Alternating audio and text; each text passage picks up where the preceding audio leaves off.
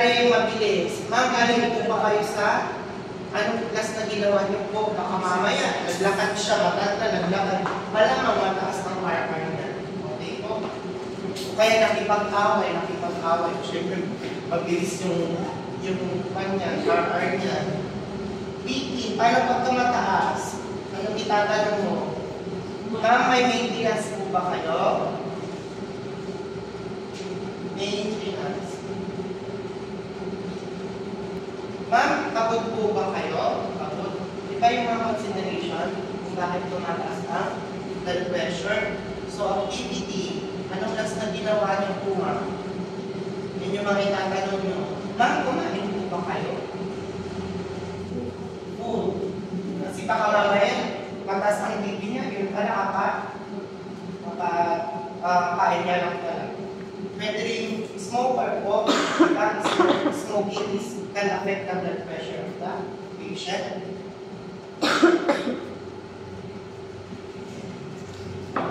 BP mataas ang BP, pagod. Yeah, what is stress?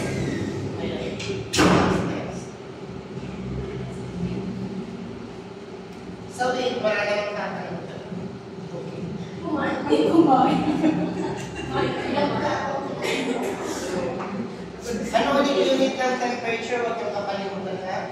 Anong unit? Hindi tayo magpa-Fahrenheit hospital. Celsius tayo. Pulse rate, anong gagamitin natin? It's per minute. Sa RR, anong gagamitin natin? Cycle per minute. Huwag na po yung BPM para hindi sila parehas ng cardiac rate per pulse rate. CPM na lang po, cycle per minute. Kasi baka ilagay yung press per minute. Malilito yung staff or doctor. BPM, ilalagay po natin. Millimeter mercury. Ang oxygen saturation, ano na po ulit? Pag nakita mong ganyan, wala kang ganyan. Baka napagbaliktad mo lang yung cardiac rate tsaka yung oxygen saturation. Pagkali mo yung pulse oximeter. Ito, pulse oximeter mo lang mapupuha ko. Baka mamaya hindi mo na ng pulse oximeter. Saan ang galing ng 99%? Okay po? Sa weight, ang gagamitin natin is kilogram. Okay po? Bakit kinukuha yung weight? Especially sa mga bata. Yung dose loss. Kailangan ko ng doctor yun. Kailangan nila ng weight ng bata para makompute po nila kung ilang milliliter or ml yung ibibigay sa bata. Dose of drugs. So huwag nyo kakalimutan at yung mga units nyo. Pag kunyari yung vital signs nyo, ilagay nila itong units. Huwag nyo yung kunyari 36, 20 something lang.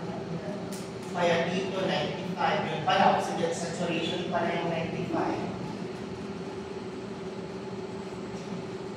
So ilagay nyo dyan, 36.3 degrees Celsius, pulse rate, ilagay nyo dyan, 95 beats per minute. Kung tatamad naman, pag ilang pasyente doon, may magmagkakamad sa mga text.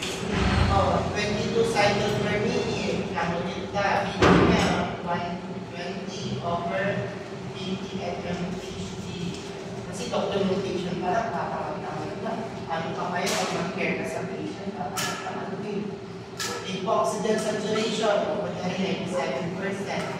Ano pag nakuha nyo 90? Report to the medical staff.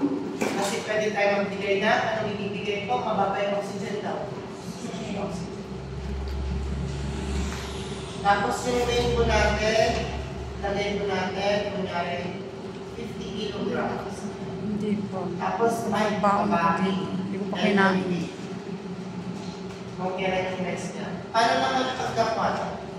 60 years old. LMP pa?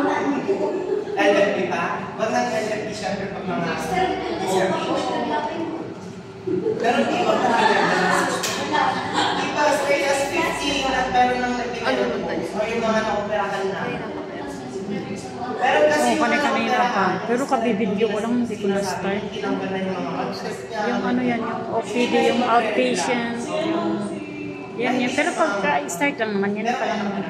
Outpatient, ER patient, kung ano daw gagawin dun sa, ano, sa hospital. Ano pa, ano, pag-manage mo sa patient.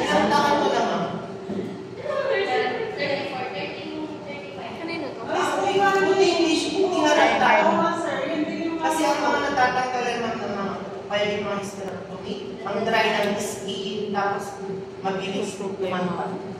Kasi sila yung kasi nila, estrogen tsaka progesterone. Pag ano daw, hindi ko nakita. Siyempre, pag 60 years old, huwag na LNP. Yes, yes. May gusto mo. Hindi na yung LNP. At least alam nyo, pag kunyari hinintay yung pregnancy sa medical staff, kung makita nila kompleto, hindi na nila kailangan interview yung patient. Ano ni Barney? Kanina kita. Sambot ko lang. Marami. Napalak. Kapag di ba ba? Parang lalo ngayon, June ngayon, June. Pag ang temperature ng patient 38 or kaya 37.8 degrees Celsius or up, sabihin mo na naman. Anong kukunin ulit? Pag ganito, may lagnat. Okay, always get your thermometers. Okay, so lalo ngayon, tigdulan kayo sa mga bata. Yung parang ano, yung kuhanan mo ng ano, Kasi may mga kuhanan mo ng blood pressure. Opo, may cough na pang bata. Pero pag yung ganito, Mamaya. okay naman. Panggabi. Pero pag syempre pag mga 1 year old, Iwan sa 2 atin years naman old, yan. ganyan, Ha? hindi masyadong malaki. Kaya yung pang bata. May mga bata Gabi na tayo lahat. pero may rin yung gamit na rin. Gabi kami kasi, alanganin ko lang. Okay na ito yung one natin sa vital signs. Okay po? Sa OPD pa rin ito tayo ha.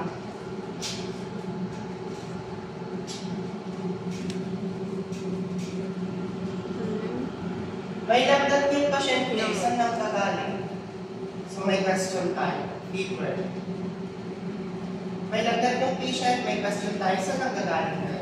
Pwede, tanongin mo ko, pero cough. Ano pa? Tapos na yung pag-ibig. Kamusta? Nagtataki ko ka? Ano pa? Yan. Tanongin mo kung may cough. Bakit po? Pag may cough yan, kasama ang sipon, pwede. Pero, infection sa baga. So, candidate siya for X-ray. Ano naman itong urinalysis? Kamusta yung pag-ibig? Urinalysis nito. Urina disease. Pwede siya, question mark yan, pwede may urine. Ito naman pwede pneumonia. Kaya nilalaglag na, pinag-isa pa rin pinin. Hindi ko nga nung umpisa, sayang. Nalipatak. Pwede, amoebiasis. So pag may lagnat, question mark kayo kaagad, saan ang gagaling yung lagnat niya? Pwede pang sa ubo at saka sipon, pwede pa dun sa candidation for UTI, or pwede nagtatayo. Okay po? So pagka natanong mo yan, negative naman cough and colds, tapos yung pag-ibig niya medyo masakit daw. So okay, pwede ito. Tapos nagtatayo mo ba, hindi naman ito. Ano ipapagawa natin? Urinalysis ko. Isama mo na dyan yung UA, tsaka yung CBC. What is CBC? Complete. Complete blood count. Yan po yung ipapagawa natin. Sa OPD pa rin po tayo ha. OPD. Ito na yung ipapagawa natin. Suggest mo na sa patient or sa watcher. Ma'am, ipakuha na natin yung PE at saka yung CBC. Bakit namin ipapagawa yan? Wala pa lang ng order si Dr. Nagsasagis nga lang. Oo, kasi bago i-check ng doktor, meron na pala ginawa. Diba? Matutuwa si doktor no? Kasi hindi na niya order, hindi na siya mag-aantay for ganito ulit. Kaya magawa niya ito ako ng 30 to 1 hour. Oo, syempre, paano pag bata? anytime baka dyan, ayaw mo masakit, iiyak pa yan, hindi pa additional healing time. So, imbis na ma-manage agad yung patient, mag-aantay po tayo. Ayan. So, suggest mo na, ma'am, pwede po tayo magpakuha ng higi at saka yung tubo po natin. Bakit po pinapakuha yung CBC sa may lagnat? Ba't po pinapakuha yung tubo sa may lagnat? Para malaman natin kung tumataas na yung WBC. Anong ibig sabihin yung tumaas ng white blood cells? Yes po, pwedeng may infection na yan. Ayan. So, saan nagagaling infection? Pag may ihip, lalabas yan. Paano pag negative ka? Tanong mo ulit kung meron ka. Kasi hindi naman basta-basta tataas yung WBC kung walang infection. Tama? Ayan. So, pag mataas ng WBC, pwedeng may infection. Saan nagagaling yung infection? Pa-check mo yung ihip. Pa-check mo yung buko. Pa-exam. Okay po? Ayan. Okay po? So, pag may fever, always ask or assess patient kung meron siyang cough, kamusang pag-iigit, kamusta po, kagtatay. Okay po? Pag meron po, lalo pag 3 days na yan, more than 3 days, suggest for X-ray. Okay po? Di ba malina natin fever, pero doktor umas ka. Nagsasuggest ka na. Tapos, pwede po yun. Kasi marunong ka, diba? Alam mo mag-assess. Tinuturuan ka natin para mag-assess. Tama? Simple management.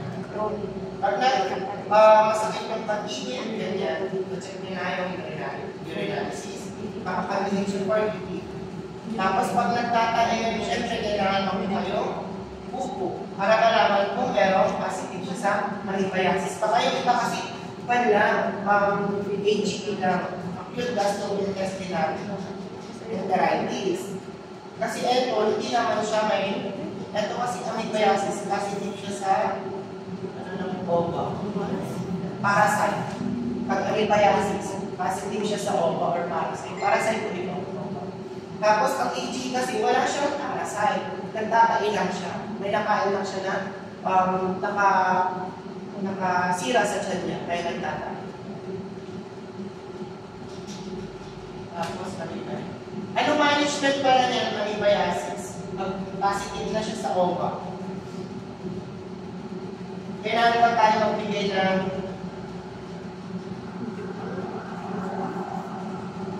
anti-diarrheals? Sa tinuro ko, bakit po? Hindi nagbibigay. Hindi lalabas yung parasite or yung ova or yung bacteria sa tiyan niya. So, hindi tayo magbibigay ng anti-diarrheals. Dapat ang ibibigay po natin, Orisol and antibiotic. Never give anti-diarrheals po. Kasi pag hindi yan tumakin, ipon lang yun po yung parasite or bacteria sa tiyan niya. Okay? Dapat pag amoebiasis, hayaan mo lang lumabas para malinisan po yung tiyan niya. Tapos mag-take effect ng antibiotic. Okay po? Pag HE naman, anong dapat ibigay? Ayan na yan, anti-diarrheals po.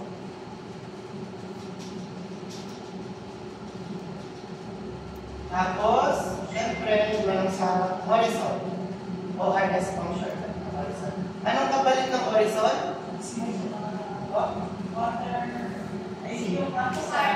Yan, pwede pukari. Ito pwede mag-select ng hydration. Water with salt, sir. Water with salt. Opo, pwede rin po. Or pwede yung merong sukal. So, ito hindi naman kailangan mag-antibiotic. Tapos, ang i-avoid po natin dyan is, ano ulit po ito? Familiar pa? Yes po. Yan po yung i-avoid po natin sa amoebiasis at saka acute gastrointestinal enteritis. Acute gastroenteritis. Acute gastroenteritis. Opo. Gastro is dahil sa stomach.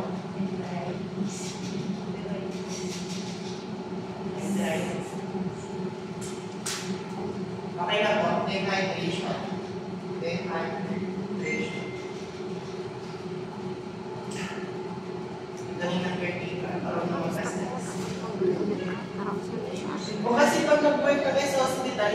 nag-give rank outside.